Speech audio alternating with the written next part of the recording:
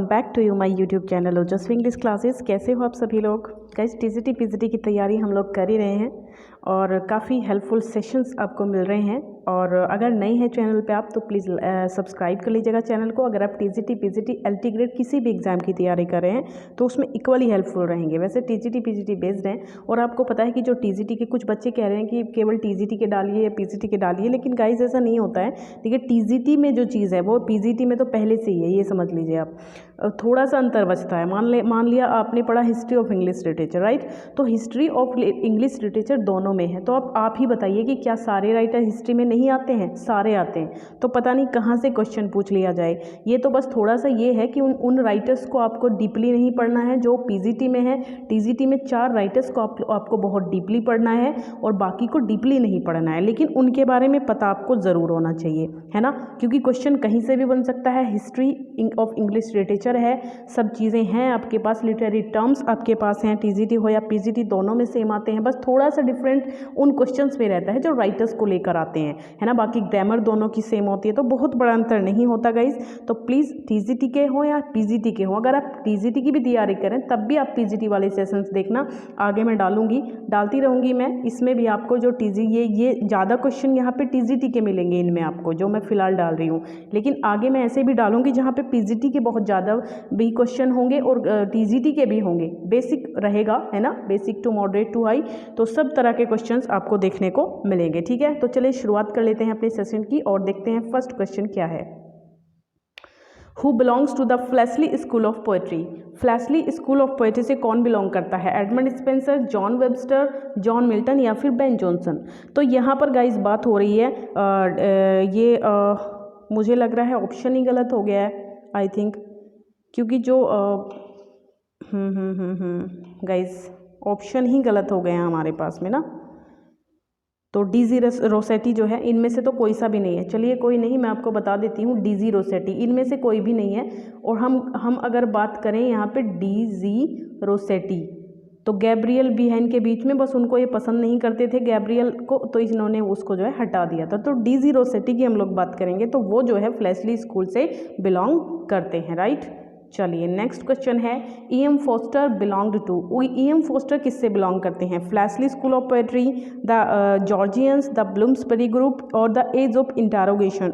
तो Bloomsbury group से belong करते हैं ई.एम. फोस्टर। ठीक है, किससे? ब्लूम्सबेरी ग्रुप से, याद रखिएगा। बीट राइटर्स किन्हें कहते हैं हम? किस टाइम पीरियड में लिखा इन्होंने? रोट 1950s में, 1940s में, 1960s में या फिर 1980s में? किस टाइम पीरियड में इन्होंने लिखा? किन को हम बीट राइटर्स कहते हैं? तो यहाँ पे जो 1950s की बात हो रही है, इस टाइम पीरियड में जिसने लिखा है उन्हीं को हमने बीट राइटर्स कहा। ब्यूकोलिक रेफर्स टू, ये जो ब्यूकोलिक वर्ड है ये किसको रेफर करता है? The poets who wrote in praise of wine, the poets who wrote pastoral poetry, the poets who initiated pop या फिर the poets who imitated Wordsworth? बताइए किसको इमिटेट करते थे, वर्ड्सवर्थ को या फिर पॉप को? तो इनमें से कौन सा होगा? तो गाइज यहाँ पे बात कर लेते हैं हम लोग सेकेंड, जो पास्टोरल। वैसे ब्यूकोलिक वाइन से भी रिलेट करता है वर्ड, लेकिन ब्यूकोलिक जो है अल्कोहल से भी बिलोंग करता है, बट लेकिन यहाँ पे जो इसका होगा वो बी ऑप्शन होगा, यानी कि the poet who wrote pastoral elegy are called bucolic. ठीक है, चलिए विंडिक्टिव का मीनिंग आपको बताना है। विंडी, स्टॉर्मी, रिवेंजफुल या फिर पीस लविंग? तो जो विंडिक्टिव है इस वर्ड का सिनोनिम होता है रिवेंजफुल। इसका मीनिंग होता है रिवेंजफुल, मतलब बदला लेने की भावना से भरा हुआ व्यक्ति होता है विंडिक्टिव। आप ये समझ लीजिए जो जीतने के लिए कुछ भी कर सकता है ना, किसी के साथ भी किसी से बदला ले सकता है, वो होता है हमारा विंडिक्टिव। ट्यूमुल्चुअस किसे कहते हैं? Causing disturbance, causing fear, causing illness, causing grief? किस चीज़ के कारण को हम कहते हैं ट्यूमुल्चुअस? ठीक है, तो यहाँ पर बात कर लेंगे हम लोग कॉजिंग डिस्टर्बेंस, है ना? जो चीज़ें गतिरोध पैदा करती हैं, मतलब अवरोध पैदा करती हैं, उनको ट्यूमुल्चुअस कहा जाता है। रेटिसेंट किसे कहते हैं? इसका मीनिंग बताना है, सिनोनिम बताना है इसका। आउटस्पोकन होता है, रिजर्व्ड होता है, कोरलसम होता है, बेनिवोलेंट होता है। तो गाइस जो लोग बहुत कम बोलते हैं, रेटिसेंट कहते हैं जो लोग बहुत कम बोलते हैं, अपने आप में रिजर्व होते हैं, बहुत ही कम शब्दों का प्रयोग करते हैं। आउटस्पोकन बहुत ज़्यादा बोलने वाले, कोरलसम झगड़ा करने वाले, और बेनिवोलेंट होते हैं दूसरे का भला चाहने वाले। ठीक है, अच्छे लोग जो होते हैं। चलिए, नॉसियस का मीनिंग क्या होता है? तो गैसियस होगा, वेनोमस होगा, सिकनिंग होगा, जनरस होगा। तो नोसियस का मतलब होता है सिकनिंग, है ना, जो थोड़ी ना जो होते हैं जो घर से बाहर जाते ही थोड़ा सा नॉसियस फील करने लगता है, मतलब उनको जो है थोड़ी बीमारी सी टाइप उनको महसूस होने लगती है ना, उसको कहते हैं नॉसियस। हाइपोथेटिकल क्या होता है? प्रैक्टिकल, फिलॉसफिकल, सेंसिटिव या फिर सपोज्ड, किसको कहते हैं हम लोग? हाइपोथेटिकल। तो इसका मीनिंग होता आता है यहाँ पे सपोज्ड, ठीक है, सपोज्ड जो है उसका सिनोनिम होगा। The murmurous haunt of flies on summer eves. तो ये इस लाइन में आपको फिगर ऑफ स्पीच बताना है, simile, metaphor, onomatopoeia, hyperbole. Guys like share please जल्दी से कर दीजिएगा।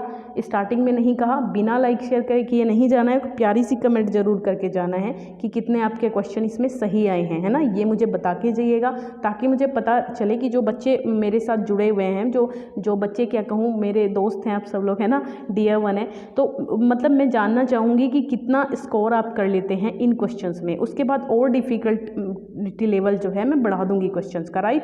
तो देखते रहिए यहाँ पे क्या बन रहा है। The murmurous haunt of flies on summer eves, simile है, मेटेफर है, ओनोमेटोपिया है, हाइपरबोली है। तो क्या होगा यहाँ पे? मरमरस हाउंड है गाइस, जहाँ पे भी साउंड की बात होती है वहाँ पे ओनोमेटोपिया होता है, तो इसमें कोई भी दिक्कत लेने की बात नहीं है।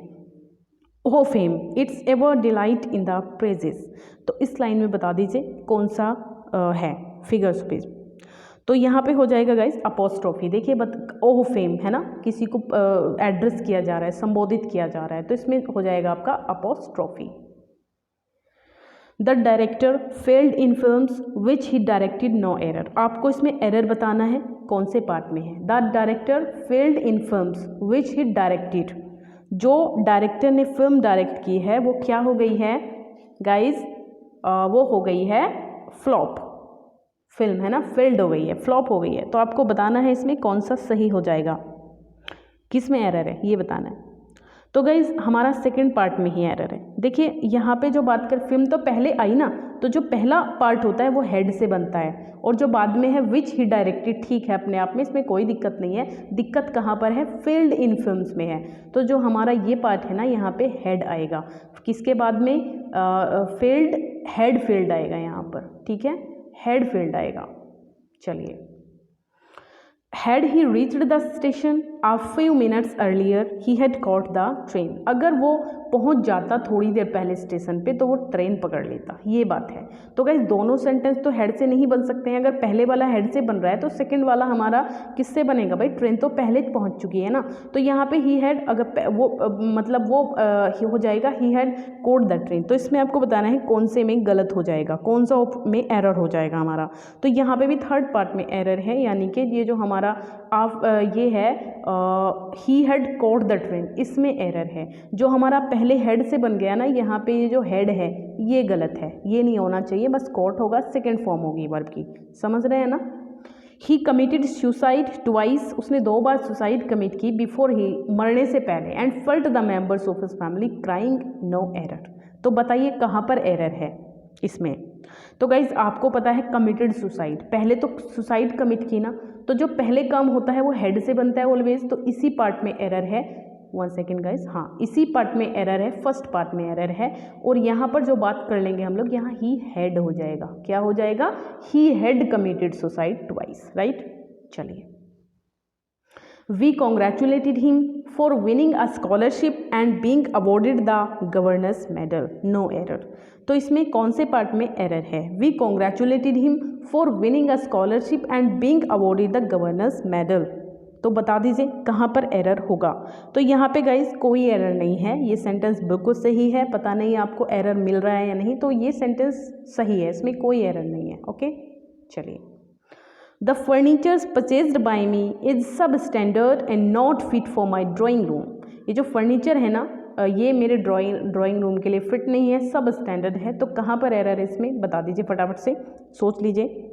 तो देखिएगा जो फर्नीचर्स वर्ड है ये नहीं होता, ये गलत है, फर्नीचर्स गलत है, फर्नीचर होता है हमेशा। फर्नीचर जो है फर्नीचर्स एज यूज नहीं होता है। यहाँ पे 2, 3, 4 ऐसे फर्नीचर लिख सकते हैं हम लोग, बट इसको ऐसे प्लूरल नहीं बना सकते हैं कि फर्नीचर। फर्नीचर्स अपने आप में ही फर्नीचर ही प्लूरल होता है। ओके, चलिए, स्पेलिंग एरर बताना है, कौन सी स्पेलिंग सही है इनमें से, अपीलेंट की कौन सी स्पेलिंग सही हो जाएगी। तो मेरे हिसाब से तो गाइस यहाँ पे हो जानी चाहिए जो थर्ड ऑप्शन है हमारा, डबल एल होना चाहिए, डबल पी होना चाहिए और डबल एल होना चाहिए। तो यहाँ पे सी ऑप्शन जो है यही हमारा सही हो जाएगा। इसमें भी स्पेलिंग है, बिलजेबुब की स्पेलिंग बताइए, तो ये तो सबको पता होगी। पैराडाइज लॉस्ट में भी की स्पेलिंग पहली ही ठीक है। एग्जाजरेशन का बताना है आपको। तो यहाँ पे देखिए, पढ़िए इनको अच्छे से और बताइए कि मुझे कौन सी स्पेलिंग सही है। एग्जाजरेशन गाइज, एग्जाजरेशन, इससे आप अंदाज़ा लगाइए, एग्जाज यानी कि डबल और जरेशन, तो 2 बार जी आ गया ना बोलने में, एग्जाजरेशन एग्जाजरेशन, तो ऐसे आप याद कर सकते हैं। तो यहाँ पे जो हमारा बी ऑप्शन है ये सही माना जाएगा। चलिए लाइक शेयर प्लीज़ फटाफट से कर दीजिए गाइज।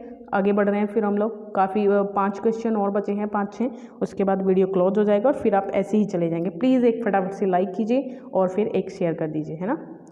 चलिए तो यहाँ पर बात कर लेते हैं हम लोग ये क्या हो जाएगा, हाइड्रोकॉर्टिजन। हाइड्रोकॉर्टिजन की स्पेलिंग बतानी है, कौन सी सही हो जाएगी। देख लीजिए इनको अच्छे से और बताइए कौन सी सही होगी इनमें से। हाइड्रोकॉर्टिजन बहुत अच्छी स्पेलिंग है, पता होना चाहिए, पेपर में आई हुई है किसी ना किसी में। तो यहाँ पर ठीक है, ये जो आपका थर्ड ऑप्शन है गाइस ये सही हो जाएगा, यानी कि हाइड्रोकॉर्टिजन। चलिए नेक्स्ट क्या बनता है, एक सेकंड, हाँ, सफ्रागेट। सफ्रागेट की स्पेलिंग आपको बतानी है, तो कौन सी सही हो जाएगी इनमें से। पढ़ लीजिए सारी स्पेलिंग्स को और फिर लगाइए कौन सी सही है। सफ्रागेट, सफ्रागेट सारी ही सफ्रागेट है, बट एक ही सही है इनमें से, और कौन सी सही है ये आपको बताना है। बताइए गाइस। हाँ, तो इसमें जो हमारा थर्ड ऑप्शन है ये सही, हाँ ये मुझे सारी ही गलत लग रही है, लेकिन ये पहला ऑप्शन सही लग रहा है मुझे तो, SU डबल, हाँ ये भी गलत लग रहा है मुझे तो इसमें ना पता है इसकी अलग ही होती है, इसमें हमने एक गड़बड़ कर दी है। वैसे हमारी जो सी है ना, सी क्या, ये जो हमारी ये जो फर्स्ट है ये ठीक है, बस इसमें क्या करना है, हमें एक F और ऐड करना है। कैसे, यहाँ पे एक F और ऐड करना है, सफरा, ठीक है, गेट, डबल TE, ये हो जाएगी इसकी स्पेलिंग। चलिए नेक्स्ट बताइए, नार्सिसस की स्पेलिंग बतानी है। देखिए नार्सिसस, नार्सिसस ऐसे याद कर सकते हैं आप इसको पढ़ के, नार्सिसस पढ़ा जाएगा, लेकिन आपको याद करने के हक से आप कर सकते हैं इसको नार्सिसस, नार्सिसस। तो देख लीजिए नार्सिस, देख लीजिए कहाँ पे है, तो मुझे तो थर्ड ऑप्शन सही लग रहा है ना नार्सिसस में, या कौन सा लग रहा है गाइस, नहीं थर्ड नहीं, मेरे हिसाब से हो जाना चाहिए फर्स्ट ऑप्शन सही हो जाना चाहिए हमारा, हाँ फर्स्ट ऑप्शन सही हो जाना चाहिए, यानी कि नार्सिस और सस, ठीक है, यही सही है। चलिए, fresh spring and summer and winter hoar move my faint heart with grip. तो ये लाइन किसकी है, कीट्स की है, शैली की है, सदे की है, कॉलेज की है, किसकी है ये लाइन बता दीजिए। तो ये गाइज शैली की लाइन है, और ये लिरिकल पोएम्स के नाम से इनका ये आया था जो वर्क था, और उसी में से ये आपको लाइन मिलती है। तो किसकी लाइन है, शैली की लाइन है, fresh spring and summer and winter hoar, याद रखिएगा इसको। The author of nightingale, nightingale के ऑथर कौन है गाइज, ऑड टू नाइटिंगल नहीं है, याद रखना, ऑड टू नाइटिंगल, ये मैंने 34 कर दिया क्या, 24 का 24 है ये, है ना। तो the author of Nightingale is, Nightingale के ऑथर कौन है गाइज, दो चीज़ें हैं, और नाइटिंगल है खाली। तो यहाँ पे ऑड टू नाइटिंगल के तो आपको पता है जॉन कीट्स हैं, लेकिन जो खाली नाइटिंगल हैं उसके हमारे रॉबर्ट ब्रिजेस हैं, ठीक है, रॉबर्ट ब्रिजेस हैं, और ऑड टू नाइटिंगल के हमारे जॉन कीट्स हैं। ओके, याद रखना है इसको। और लास्ट क्वेश्चन है आज का, for them no more the blazing hearth shall burn, ये लाइन कहाँ पर मिलती है, याद करिए फटाफट से। 12th में भी आपने ये पोएम पढ़ी है, थॉमस ग्रे की, an elegy written in a country churchyard, तो उसी की ये लाइन है। तो ग्रेज एलिजी है ना, ग्रेज एलिजी, ऑप्शन सी सही हो जाएगा, एलिजी की ये लाइन है। और कब आई थी, शायद मेरे हिसाब से ये आई थी आपकी 1753 में। ओके, चलिए, तो ये थे गाइस आज के इंपॉर्टेंट क्वेश्चंस। आई होप आपको पसंद आए होंगे। प्लीज़ एक कमेंट कर दीजिएगा आपने कितना स्कोर किया है, और नेक्स्ट वीडियो में जल्दी ही मिलते हैं, तब तक के लिए टाटा बाय बाय, पढ़ते रहिए गाइस, बाय।